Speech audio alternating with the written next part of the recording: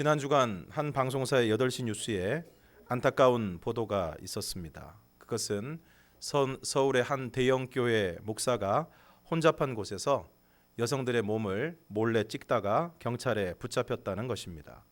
서울역 지하철 구역과 기차역 구역을 연결하는 에스컬레이터에서 범행을 하다가 잠복해 있던 경찰에게 체포가 되었습니다. 그리고 그 뉴스에서 기자가 하는 말이 붙잡힌 남성은 9만 명 넘는 신도를 자랑하는 서울 대형 교회 목사인 걸로 경찰 조사 결과 드러났습니다.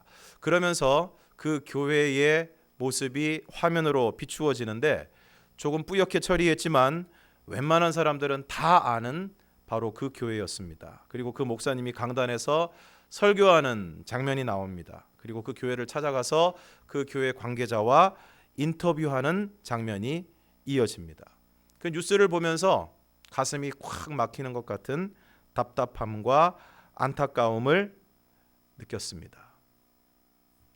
창세기 9장에 보면 노아 시대에 홍수 심판이 끝나고 방주에서 나오게 되었을 때 하나님이 노아와 그의 아들들에게 복을 주시면서 생육하고 번성하여 땅에 충만하라고 말씀하십니다. 그리고 9장 2절에서 이렇게 말씀을 하십니다. 함께 읽겠습니다. 시작.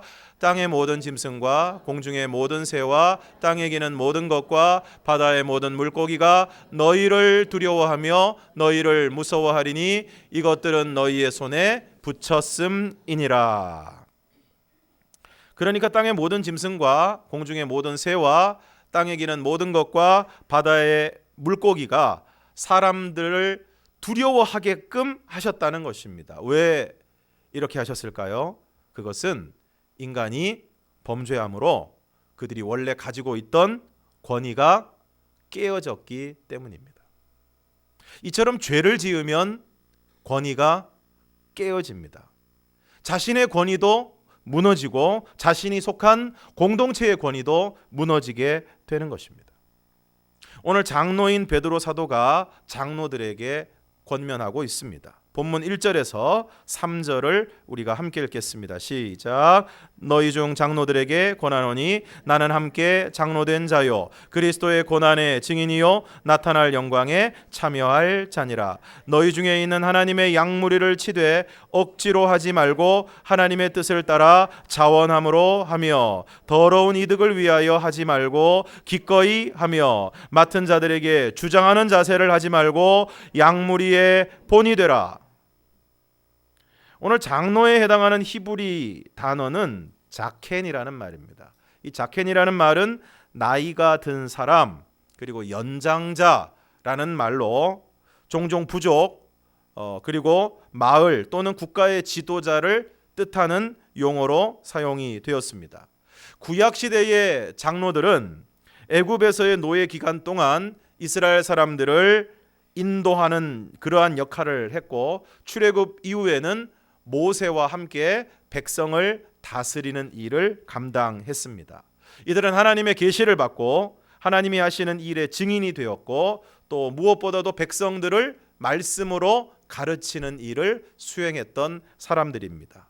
또 백성들의 재판관이 되었고 제사 의식을 담당하기도 했습니다.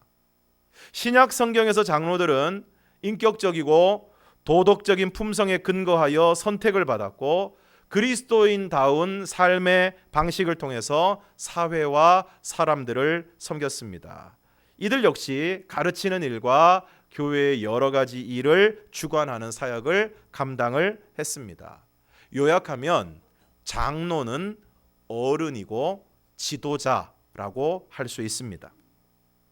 오늘 이 시대에 어른이 없다라고 이야기를 합니다. 예전에는 사람들이 막 싸우다가도 어른이 한마디 하시면 존경을 받는 어른이 한마디 하시면 양측에서 다 멈추고 양보하고 화해하는 일들이 있었습니다. 오늘 이 시대에는 존경할 만한 지도자가 없다고 이야기를 합니다. 정치 지도자이든 학교의 선생님이든 회사의 상사이든 정말 마음으로부터 존경할 만한 분이 계시지 않아서 안타까운 시대라고 이야기하고 있습니다. 그러므로 오늘 우리에게 필요한 것이 무엇입니까?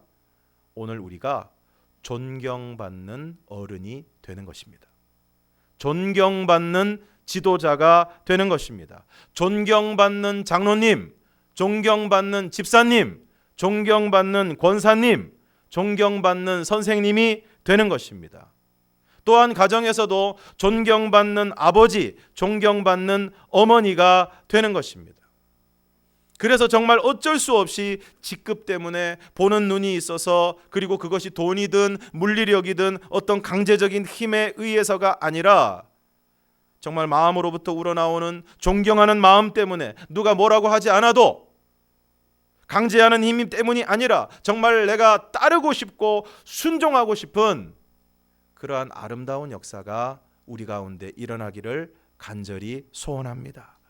그런 의미에서 베드로가 함께 장로된 장로들에게 몇 가지를 권면하고 있는데, 그 첫 번째는 하나님의 양무리를 치되 억지로 하지 말고 하나님의 뜻을 따라 자원함으로 하라 말씀하고 있습니다.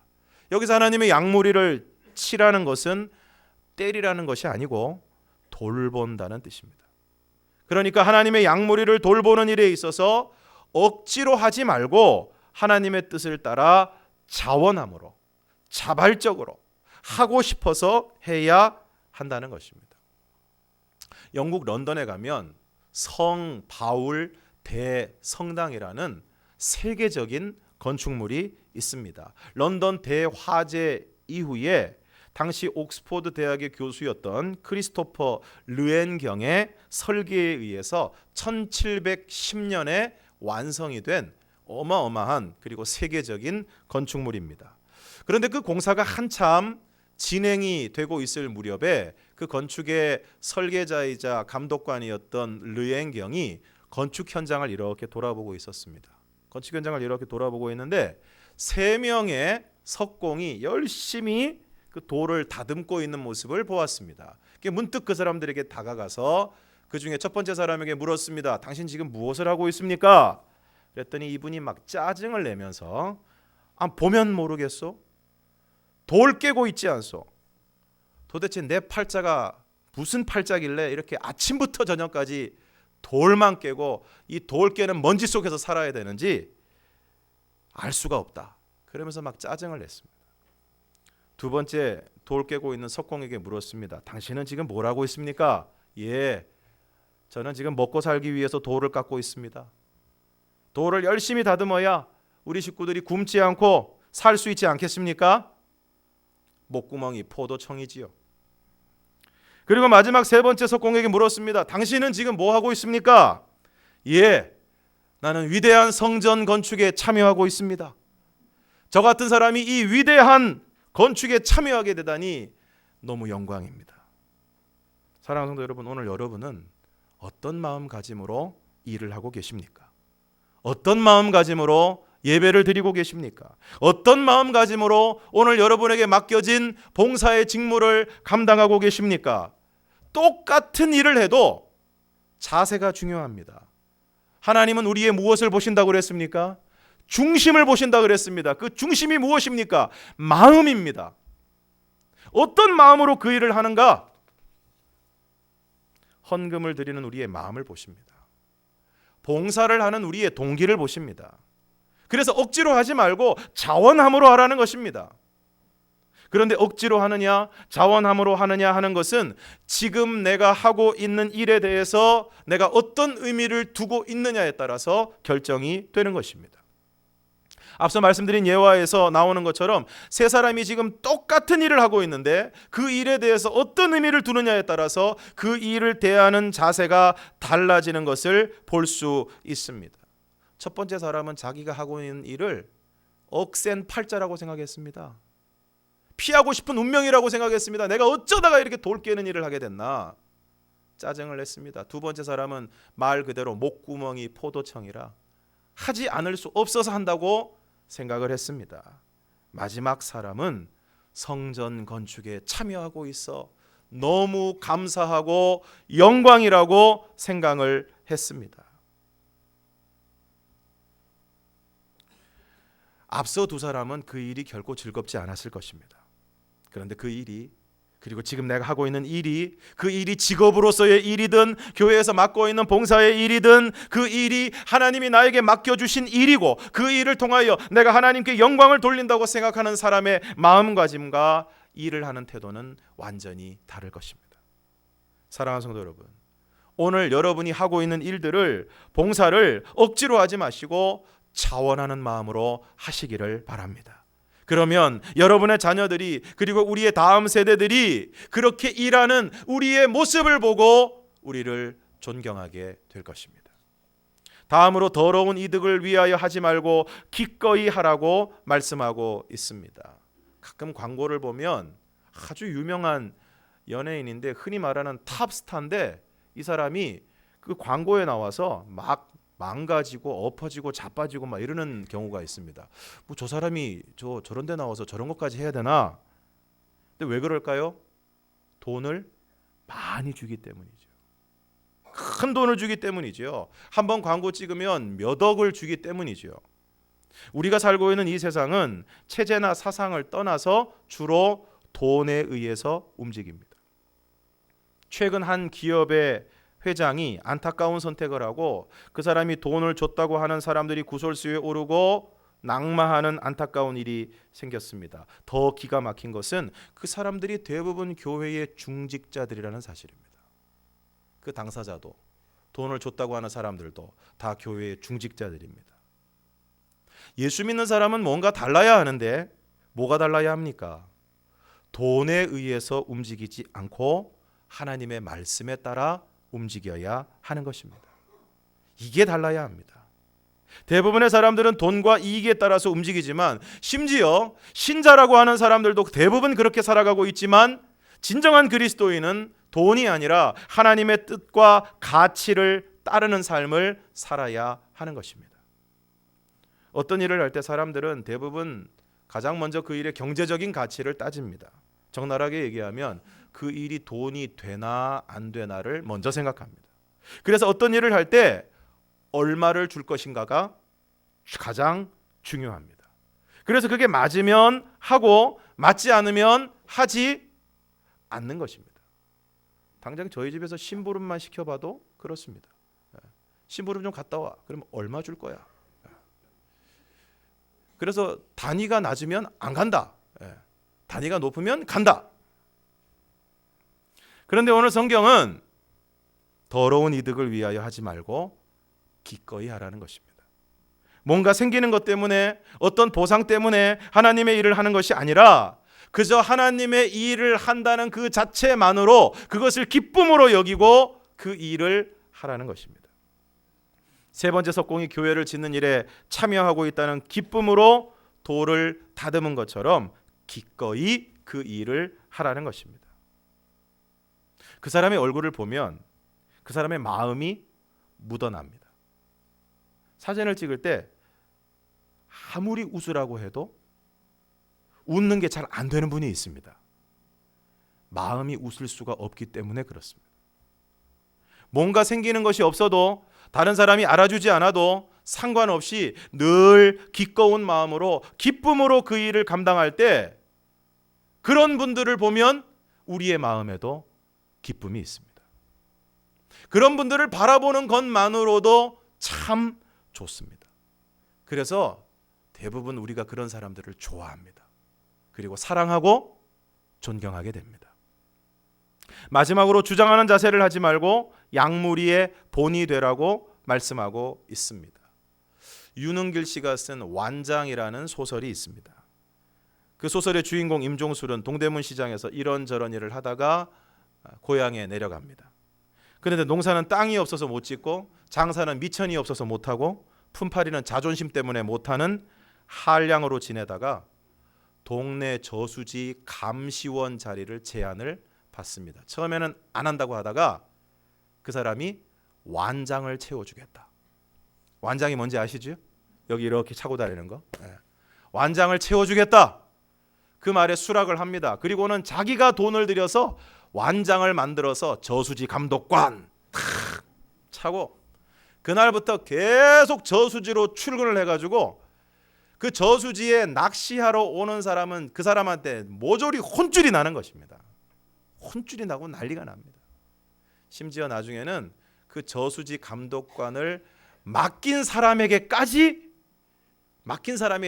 마구 대하다가, 그리고 경찰과 공무원들에게도 마구 대들다가 결국은 그 일을 그만두게 되고 또 그 동네를 떠나게 된다는 그런 내용입니다.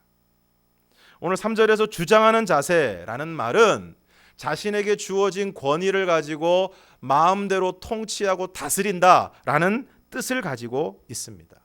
참 신기한 것이, 사람에게는 작은 권위만 주어져도, 작은 권력만 주어져도 그 권력을 가지고, 그 권위를 가지고 다른 사람을 마음대로 하려는 악한 본성을 가지고 있습니다. 그런데 오늘 성경은 그러한 주장하는 자세를 하지 말고 양무리의 본이 되라 말씀하고 있습니다.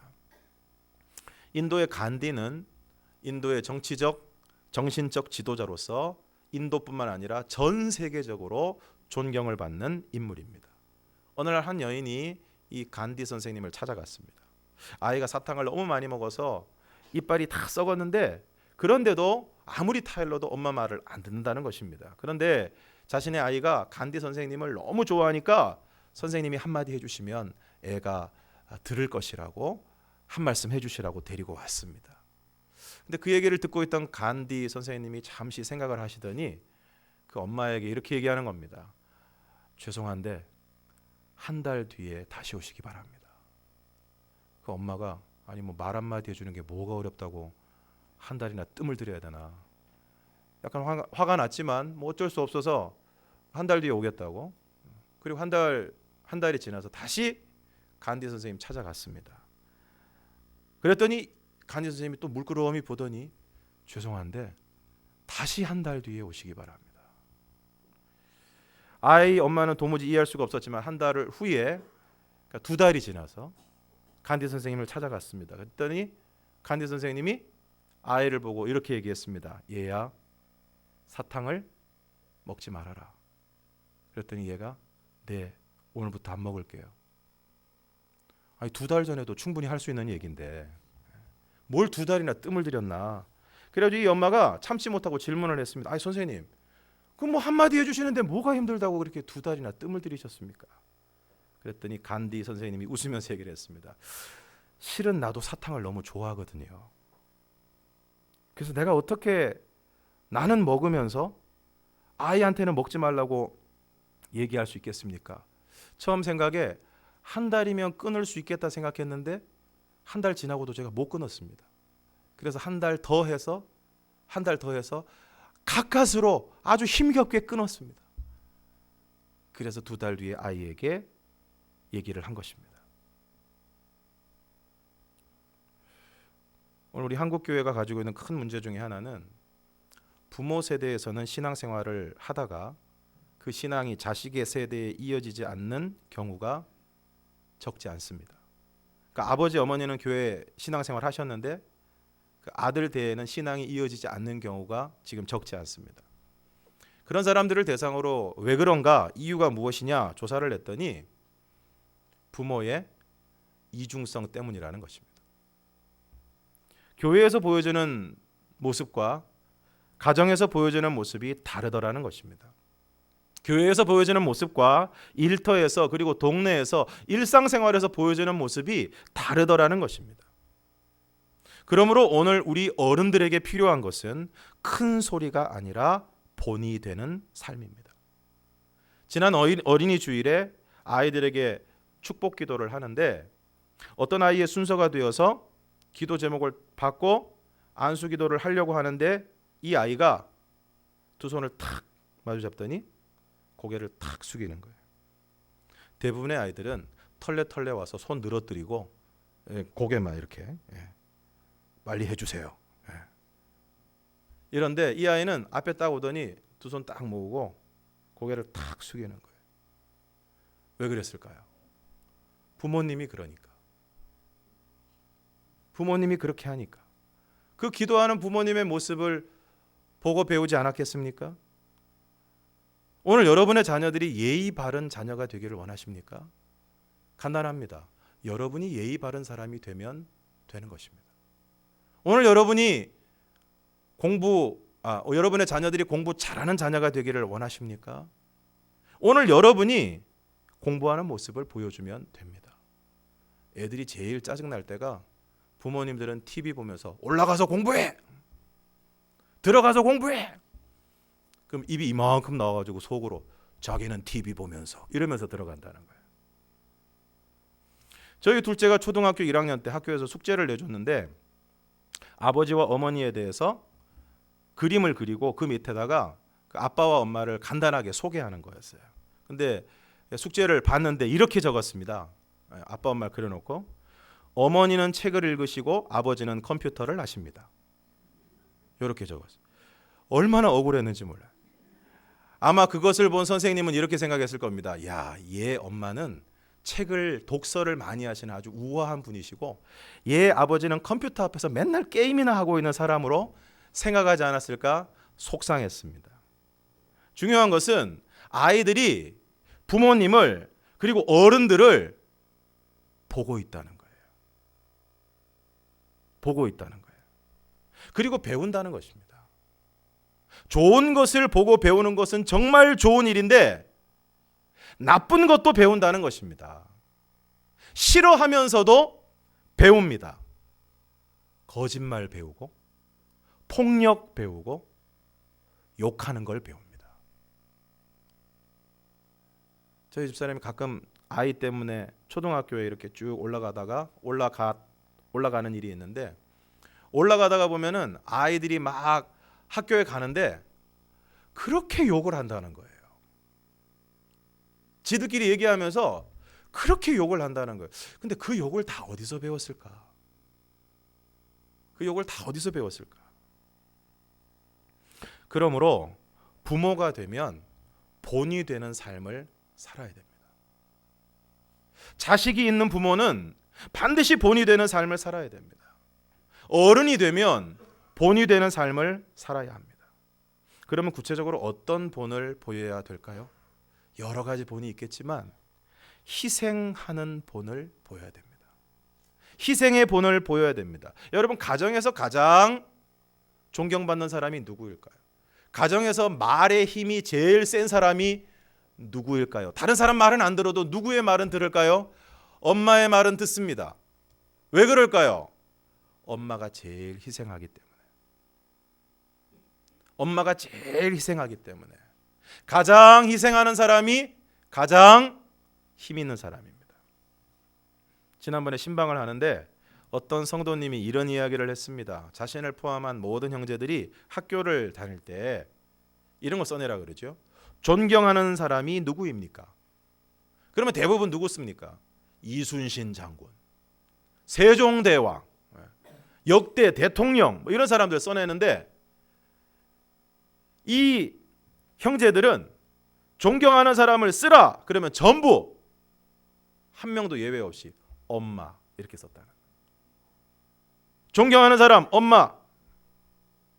그만큼 어머니를 마음으로부터 존경했는데 그 이유가 자신들을 위해 어머니가 얼마나 헌신하고 희생했는가를 잘 알고 있었기 때문이었다.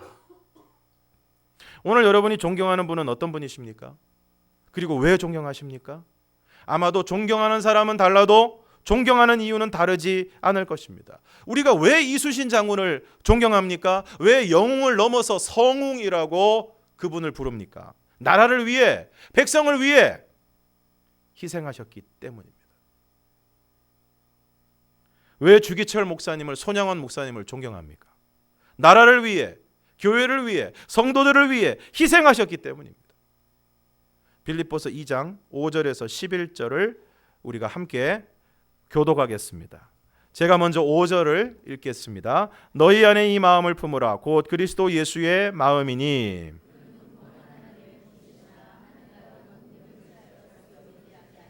오히려 자기를 비워 종의 형체를 가지사 사람들과 같이 되셨고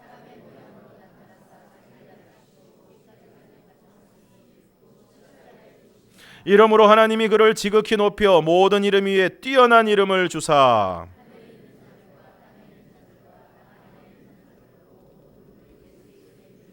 다 함께 모든 입으로 예수 그리스도를 주라 시인하여 하나님 아버지께 영광을 돌리게 하셨느니라. 여러분, 왜 하나님께서 예수님을 지극히 높여 모든 이름 위에 뛰어난 이름을 주셨을까요? 왜 하늘에 있는 자들과 땅에 있는 자들과 땅 아래에 있는 자들로 모든 무릎을 예수의 이름에 꿇게 하셨을까요? 모든 입으로 예수 그리스도를 주라 시인하게 하셨을까요? 오늘 본문에 그 이유가 분명하게 나오고 있습니다. 십자가에 죽으셨기 때문에. 십자가에 죽으셨기 때문에. 죄인을 위해 대신 죽으신 희생보다 더 큰 희생이 있을까요? 그래서 모든 이름 위에 뛰어난 이름을 주신 것입니다. 모든 이름을 예수의 무릎 앞에 꿇게 하신 것입니다. 모든 입으로 예수 그리스도를 주라 시인하게 하신 것입니다. 오늘 우리가 살고 있는 이 시대는 희생이 사라진 시대입니다. 가정에서도 희생이 사라지고, 학교에서도 희생이 사라지고, 교회에서도 희생이 사라지고, 사회에서도 나라에서도 희생이 사라진 시대입니다. 그저 자기 권리만 찾으려고 하고 자기 이익만 챙기려고 하고 누구 하나 희생하거나 양보하려고 하지 않는 그런 안타까운 시대를 살아가고 있습니다. 희생이 사라진 자리에 자기만 생각하는 이기주의의 쓴 뿌리가 가득하고, 십자가가 사라진 자리에 자신의 유익과 편안함만을 추구하느라 쓸 수 있는 것은 한정되어 있고, 서로 쓰려고 하니까, 서로 차지하려고 하니까 할 거는 뭐밖에 없습니까? 싸움밖에 할 게 없어요. 싸움밖에 할 게 없습니다. 내가 먹어야 된다, 내가 가져야 된다, 내가 누려야 된다. 싸움밖에 할 게 없어요. 희생이 사라지면서 존경도 사라지고, 십자가가 사라진 자리에 권위도 사라졌습니다. 상식을 벗어나서 억지를 부리는 사람은 너무 많은데 희생하는 사람은 없습니다. 자기 욕심 때문에 다른 사람을 불편하게 하고 힘들게 하는 사람은 많은데 십자가를 지는 사람은 없습니다. 솔직한 심정은 희생까지는 안 하더라도 상식이라도 통했으면 좋겠습니다. 십자가는 고사하고 그 부끄러운 욕심 좀 내려놨으면 좋겠습니다. 자식을 위한다는 명목으로 거짓말하는 것은 결코 자식을 위한 일이 아닙니다.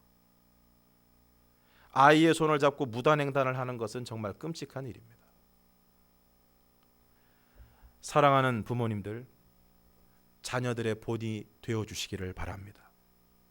사랑하는 어른들, 다음 세대들에게 본이 되어주시기를 바랍니다. 사랑하는 교사 여러분, 학생들에게 본이 되어주시기를 바랍니다. 먼저 믿음 생활하시는 여러분, 새로 믿음 생활하는 이들에게, 교회에 온 지 얼마 안 된 분들에게 본이 되어주시기를 바랍니다. 사랑하는 장로님, 집사님, 권사님, 본이 되어주시기를 바랍니다. 그래서 우리 동일교회가 어른이 있고 존경이 있고 진정한 권위가 있는, 그래서 순종하라고 이야기하지 않아도 마음으로부터 우러나오는 마음으로 자연스럽게 순종할 수 있는 아름다운 공동체가 될 수 있기를 주님의 이름으로 축원합니다. 기도하겠습니다.